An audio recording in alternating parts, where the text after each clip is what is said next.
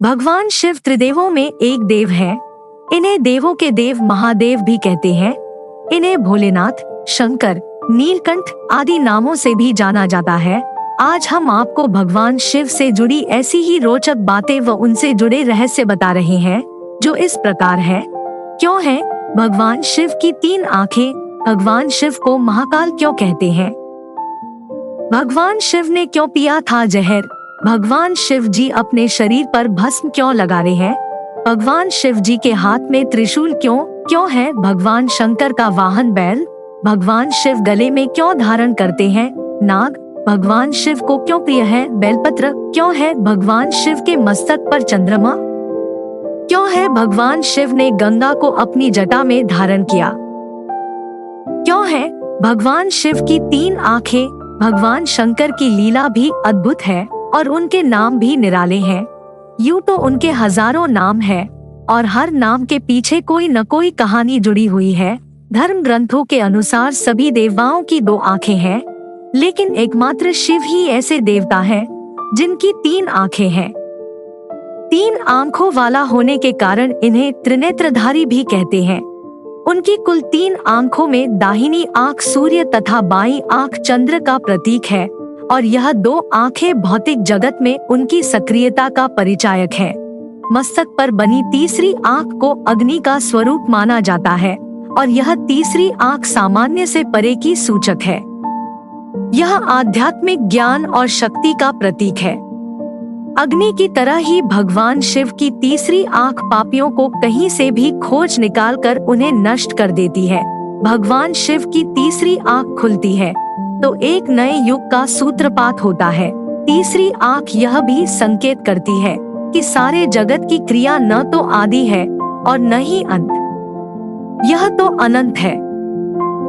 भगवान शिव को महाकाल क्यों कहते हैं? भगवान शिव को महाकाल इसलिए कहा जाता है क्योंकि वे काल अर्थात समय एवं मृत्यु से परे हैं। तीनों काल उनमें समाये हैं, भूत, वर्तमान और भविष्य। इन तीनों के बारे में महादेव जानते हैं। एक बार ऋषि मार्कंडे के प्राण लेने मृत्यु के देवता यमराज आए, लेकिन ऋषि मार्कंडे की रक्षा के लिए शिवलिंग में स्वयं भगवान शिव अपने त्रिशूल के साथ प्रकट हुए। यमराज ऋषि मार्कंडे को अपने साथ न ले जा सके तो मृत्यु अथवा काल तब तक किसी को नहीं छू सकती जब तक शिव जी की आज्ञा न हो। समय अथवा काल को भी शंकर जी नियंत्रित करते हैं, तो महादेव ही है जिनकी अनुमति के बिना यमराज किसी के प्राण नहीं ले सकते।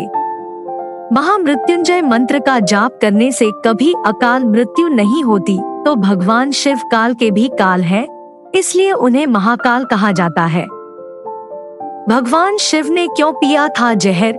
समुद्र मंथन में जो 14 वस्तुएं निकली थी, उसमें एक हलाहल विष भी था। जब हलाहल विष निकला, तब उस विष से निकलने वाली भाप चारों तरफ फैल गई।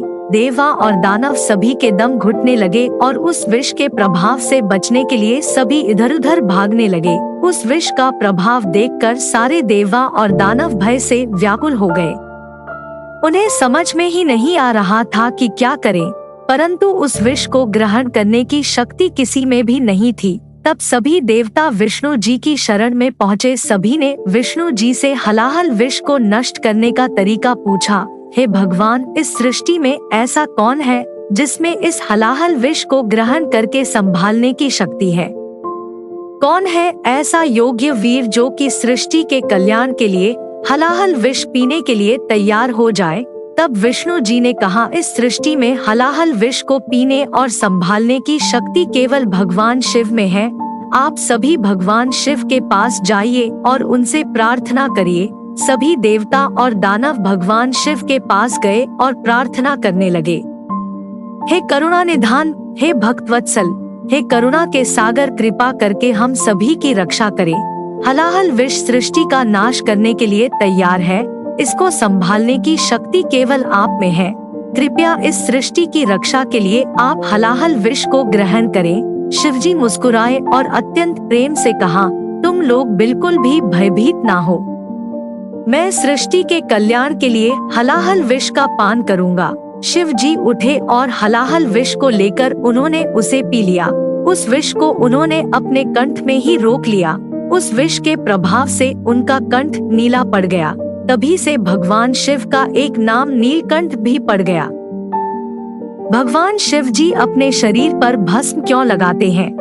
हमारे धर्म शास्त्रों में जहाँ सभी देवी देवताओं को वस्त्र आभूषणों से सुसज्जित बताया गया है, वहीं भगवान शंकर को सिर्फ मृग चर्म, हिरण की खाल लपेटे और भस्म लगाए बताया गया है। भस्म शिव का प्रमुख वस्त्र भी है, क्योंकि शिव का पूरा शरीर ही भस्म से ढका रहता है। भस्म की एक विशेषता होती है कि यह शरीर के रोम छिद्रों को बंद कर देती है।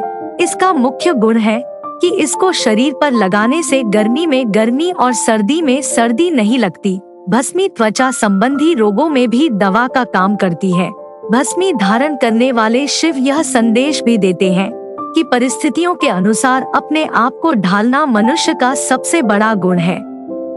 जिस प्रकार भस्म यानी राख से कई प्रकार की वस्तुएं शुद्ध और साफ की जाती है, ठीक उसी प्रकार यदि हम भी शिवजी को अर्पित की गई भस्म का तिलक लगाएंगे तो अक्षय पुण्य की प्राप्ति होगी और कई जन्मों के पापों से मुक्ति मिल जाएगी।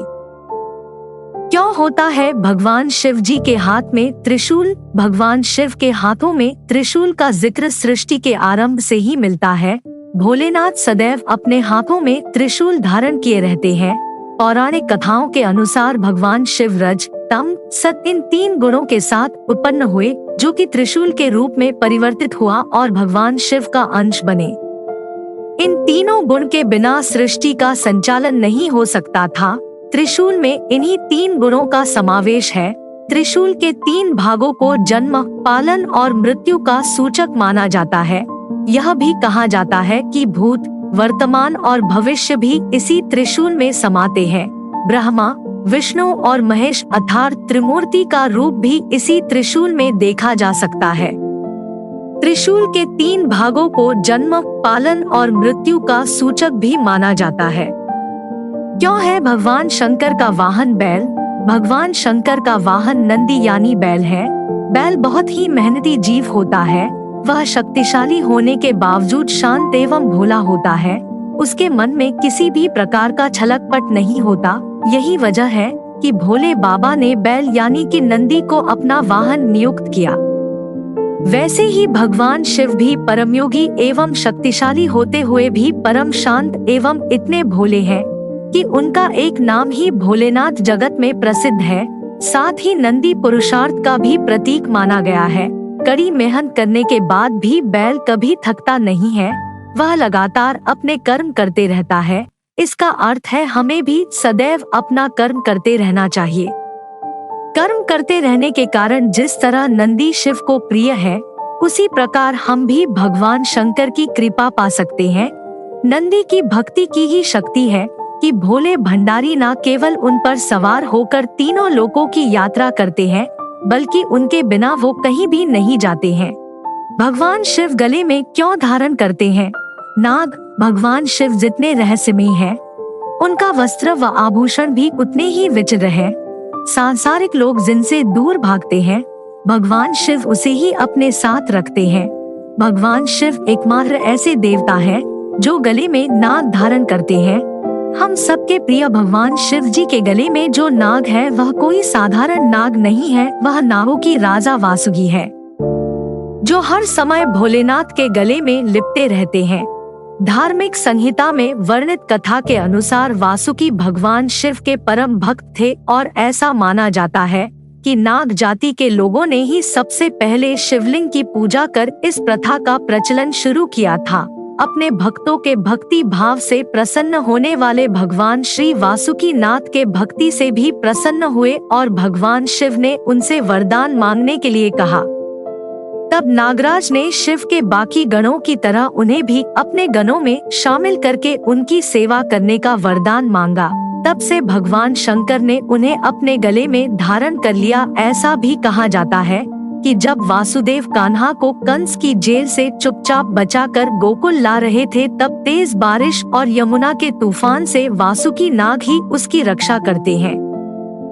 यह ही नहीं, समुद्र मंथन के दौरान वासुकी नाग को ही रस्सी के रूप में मेरु पर्वत के चारों ओर लपेटकर मंथन किया गया था, जिसके चलते उनका संपूर्ण शरीर लहूलुहान हो गया था।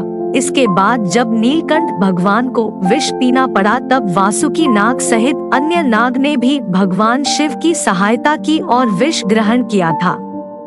इस कारण शिव और शिवलिंग नाग के बिना अधूरा माना जाता है। भगवान शिव को क्यों प्रिय है बेलपत्र? शिव पुराण आदि ग्रंथों में भगवान शिव को बिल्व पत्र चढ़ाने का विशेष महत्व बताया गया है। 3 पत्तों वाला बेलपत्र ही शिव पूजन में उपयुक्त माना गया है।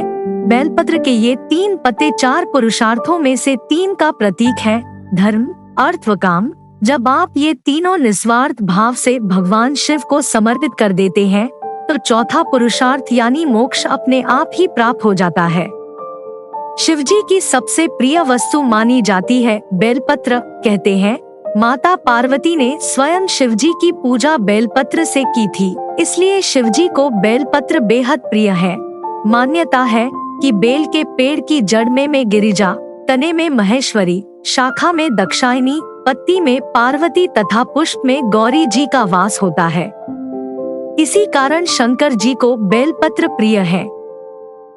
क्यों है भगवान शिव के मस्तक पर चंद्रमा? भगवान शिव का एक नाम भालचंद्र भी प्रसिद्ध है। भालचंद्र का अर्थ है मस्तक पर चंद्रमा धारण करने वाला। चंद्रमा का स्वभाव शीतल होता है।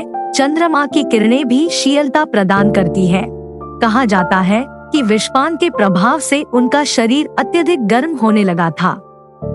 तब चंद्र आदि देवताओं ने प्रार्थना की कि वह अपने शीश पर चंद्र को धारण करें ताकि उनके शरीर में शीतलता बनी रहे, क्योंकि श्वेत चंद्रमा बेहद शीतल है और उनसे सृष्टि को शीतलता प्रदान होती है।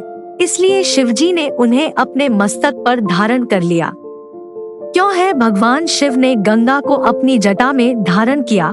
शिव पुराण के मुताबिक भागीरथ ने माता गंगा को पृथ्वी पर लाने के लिए कठोर तप किया और उनके तप से प्रसन्न होकर माँ गंगा पृथ्वी पर आने के लिए तैयार भी हो गई। लेकिन उन्होंने भागीरथ से कहा कि उनका वेग पृथ्वी सहन नहीं कर पाएगी। तब भागीरथ ने शंकर भगवान की आराधना की। शिव उनकी पूजा से प्रसन्न हुए। तब भागीरथ ने उन्हें गंगा के संबंध में सारी बातें बताईं। इसके बाद भगवान शिव ने गंगा को अपनी जटा में धारण कर लिया और उसकी केवल एक धारा को पृथ्वी पर भेज दिया। उम्मीद है आपको भगवान शिवजी से जुड़ी रोचक बातें व उनसे जुड़े रहस्य की यह जानकारी अच्छी लगी होगी। कृपया चैनल को लाइक और सब्सक्राइब अवश्य करें। धन्यवाद।